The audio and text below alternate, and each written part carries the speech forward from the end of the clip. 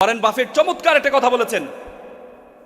আপনারা যারা চাকরি পিছনে দৌড়ান, ওয়ারেন বাফেট বলছে তুমি তখনই সফল যখন যখন তুমি বসে থাকবা ঘরে, তারপরে তোমার অ্যাকাউন্টে টাকা ঢুকবে, তাহলে তুমি সফল। আপনি চাকরি করেন 9 ঘন্টা 8 ঘন্টা, চাকরি করার পরে আপনি যখন চাকরি শেষ, আপনার বেতন শেষ, চাকরি শেষ, আপনার বেতন শেষ। তার মানে আপনার সফল তখনই হবেন আপনি ঘরে বসে থাকবেন। দেখেন আমাদের একটা মানুষ, ধরেন আপনি 30,000 টাকা বেতনে চাকরি করেন, 30,000 টাকা, 10 ঘন্টা কাজ করেন প্রতিদিন।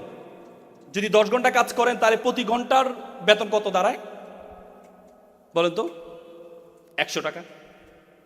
যদি 60,000 টাকা বেতন তাহলে প্রতি ঘন্টার 200 টাকা, 200 টাকা। তার মানে আপনি 60,000 টাকা বেতন হলে আপনার প্রতি ঘন্টার হয় মাত্র 200 টাকা আপনার স্যালারি। আপনার হাতে কয় ঘন্টা আছে? 24 ঘন্টা। 24 ঘন্টাতে বেশি আছে। আপনার যেমন 24 ঘন্টা, ওয়ারেন বাফেটের 24 ঘন্টা, স্টিভ জবসের 24 ঘন্টা, মার্ক জুকারবার্গের 24 ঘন্টা। এই জন্য আপনাকে অন্যের 24 ঘন্টা আপনার অধীনে নিয়ে আসতে হবে। সেটা কেমন?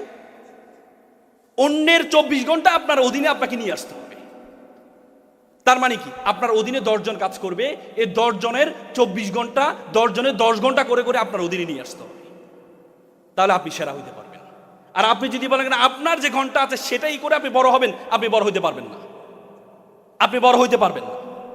এই জন্য অন্যের ঘন্টাকে আপনার ঘন্টার সাথে যদি যুক্ত করতে পারেন তাহলে আপনি সফল হবেন। এই জন্য ব্যবসায়ী হওয়ার জন্য আমি কয়েকটা গুণের কথা বলবো আপনাদেরকে।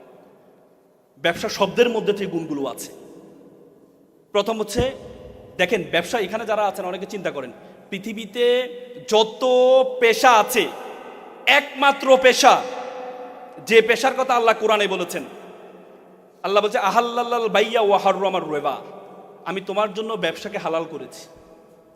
পৃথিবীতে কোনো পেশার কথা কোরআনে উল্লেখ নেই, শুধু ব্যবসার কথা বলা আছে।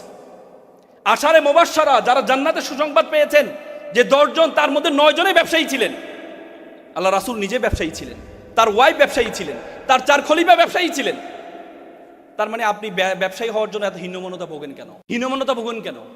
আপনার সবসময় মনে করেন টাকা লাগবে, ব্যবসার টাকা ছাড়া তো ব্যবসা হয় না। না, যারা বড় বড় ব্যবসায়ী হয়েছে তাদেরকে জিজ্ঞেস করে দেখেন তারা কত টাকা দিয়ে শুরু করেছে, তারা কত টাকা দিয়ে শুরু করেছে জিজ্ঞেস করে দেখেন। পৃথিবীতে সবসময় টাকা লাগে না ভাই। পাঠাও, উবার, তাদের নিজস্ব কোন গাড়ি আছে?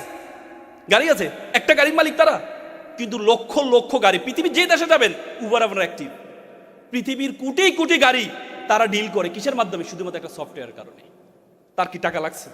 পাঠাও, ইলিয়াস, তারা যে এই করেছিল, তাদের নিজস্ব কোনো গাড়ি আছে?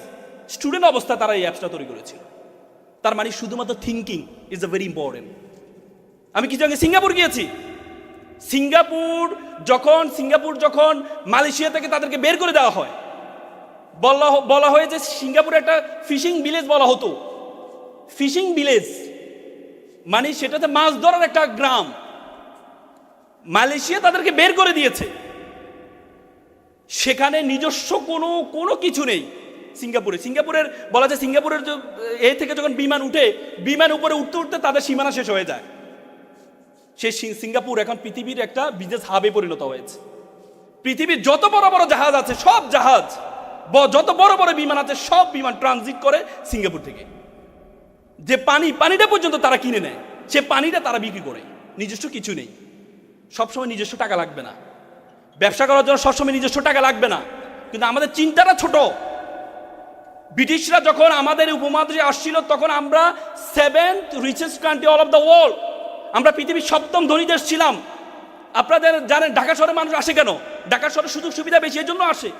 টাকা আছে এই জন্য আসে। ব্রিটিশরা এখানে কেন আসছেন? কারণ এখানে টাকা আছে, এখানে টাকা আছে। ব্রিটিশরা যাওয়ার সময় আমাদের মাথার মধ্যে ঢুকিয়ে দিয়েছে যে ছেঁড়া খাতায় শুয়ে লাখ টাকার স্বপ্ন দেখিও না। ব্রিটিশরা আমাদের শিক্ষা ব্যবস্থার মধ্যে ঢুকিয়ে দিয়েছে তোমরা অ্যাপ্লিকেশন করো কেরানি পদে চাকরির জন্য আবেদন। কেন? সিইও পদে চাকরির জন্য আবেদন শিখাইতে পারে না আমাদেরকে? এমডি পদে চাকরির জন্য আবেদন শিখাইতে পারে না আমাদেরকে? কেন আমাদের শিখতে হবে কেরানি পদে চাকরির জন্য আবেদন?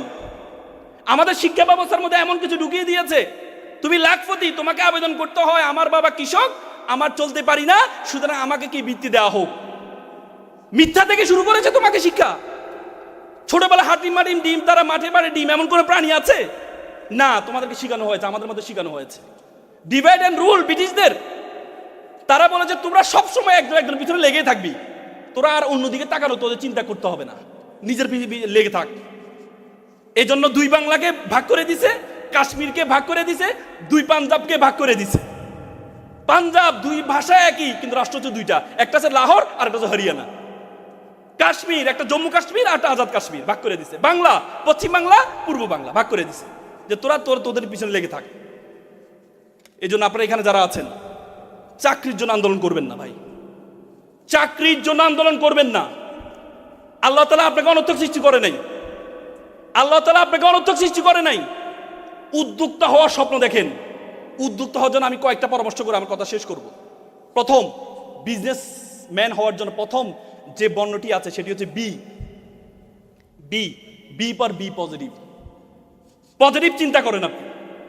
আমরা সবসময় নেগেটিভ চিন্তা করি, আমরা সবসময় নেগেটিভ চিন্তা করি। আরে আমি তো একটা সফটওয়্যার খুলবো, আমি একটা ওয়েবসাইট বানাবো, আমি একটা ফার্ম তৈরি করব, আমার ফার্মে আমি ডিপ্লোমা করেছি, মানুষ যদি শুনে ডিপ্লোমা করছি তাহলে কি আমার ফার্মে কি ইনভেস্ট করবে? আমরা সবসময় নেগেটিভ চিন্তা করি, বাঙালি হিসেবে আমরা নেগেটিভ। পৃথিবীতে এত খেলা থাকতে হাডুডু কেন আমাদের জাতীয় খেলা? দেখবেন হাডুডু একজন আগালে পাঁচজন পিছন দিয়ে ধরে রাখে, আবার পাঁচজন দাঁড়িয়ে থাকলে একজনকে খোঁচা মারে, হা ডু ডু। তার মানে আমাদের স্বভাবের সাথে মিল আছে।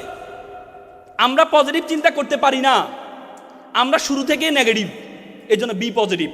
আমি একটা এক্সাম্পল দিই। একবার আপনারা এডিডাস ছিল জার্মানির, ফ্রান্সের, জার্মানি ইউরোপের সবচেয়ে বড় জুতা কোম্পানি। প্রথম বিশ্বযুদ্ধের পরে সবচেয়ে বিখ্যাত কোম্পানি ছিল এডিডাস।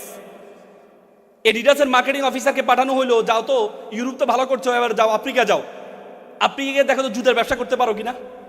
সে গিয়ে দেখে যে আফ্রিকার মানুষ জুতাই পরে না, সে যে জুতা পরে না, আমি এখানে জুতার ব্যবসা কি করব। সে চলে আসছে, এসে সিইওকে বললো কি পাঠাইছেন, ওখানে তো জুতাই পরে না, কি ব্যবসা করব। পরবর্তীতে দ্বিতীয় বিশ্বযুদ্ধের পরে নাইক, আমেরিকার একটা জুতা কোম্পানি, তারা তাদের মার্কেটিং অফিসারকে পাঠালো, নতুন শুরু করেছে, মার্কেটিং অফিসারকে পাঠালো আফ্রিকায়। মার্কেটিং অফিসার গিয়ে দেখে যে আফ্রিকার মানুষ জুতা পরে না। সে চিন্তা করলো, আমি যদি এখানে থেকে যদি তাদেরকে জুতা পরানোর ফজিলত সম্বন্ধে তাদেরকে যদি বর্ণনা করতে পারি, তাহলে আমি মনে হয় সবচেয়ে বেশি বিক্রি করতে পারবো এখানে। পরবর্তী সে 3 মাস ছিল, থেকে আফ্রিকার মানুষকে জুতার অবস্থা শিখিয়েছে, জুতা কেন করতে হবে। শিখানোর পর দেখা গেছে সারা বিশ্বে যা ব্যবসা করে নাই তার চেয়ে বেশি ব্যবসা করেছে আফ্রিকায়। তার মানে you have to be positive. আপনাকে পজিটিভিটি থাকতে হবে। আপনি যদি নেগেটিভ অ্যাপ্রোচ নিয়ে থাকেন তাহলে আপনি বড় হতে পারবেন না। নেগেটিভ অ্যাপ্রোচ নিয়ে থাকলে বড় হতে পারে, পজিটিভ চিন্তা। আপনি যদি চিন্তা করেন আরে আমার ইনস্টিটিউটের পাশে, ধরেন আপনি ডুয়েটে পড়েন, আপনি যদি চিন্তা করেন ডুয়েটে পড়ি, ডুয়েটের এখানে যদি আমি আইটি ফার্ম তৈরি করি, তাহলে এখানে তো সবাই ইঞ্জিনিয়ার, কে আমারটা নিবে। আপনাকে চিন্তা করতে হবে পজিটিভ। দ্বিতীয় যে গুণটি সেটি হচ্ছে ইউ মানে understand the pulse of the people. জনগণের পালস বুঝতে হবে আপনাকে। আপনি যে উদ্যোগটা গ্রহণ করবেন, প্রথমে আপনাকে বুঝতে হবে যারা আছে তাদের পালস বুঝতে হবে, যে আমি যে পণ্যটা নিব এই পণ্যটা আমি কোথায় নিব। আপনি আইটি ফার্ম করবেন, আপনি যদি ডুয়েটের পাশে আইটি ফার্ম করেন তাহলে সেখানে তো সব ইঞ্জিনিয়ার, তাহলে কাজ হবে না। আপনাকে এমন জায়গায় আইটি ফার্মটা করতে হবে যেখানে ইঞ্জিনিয়ার কম, যেখানে মানুষ নতুন প্রযুক্তির দিকে এগিয়ে যাচ্ছে। এই জন্য আপনি যে কাজটা করবেন আপনাকে বুঝতে হবে সব জায়গায় সব কিছুর গুরুত্ব সমান নয়।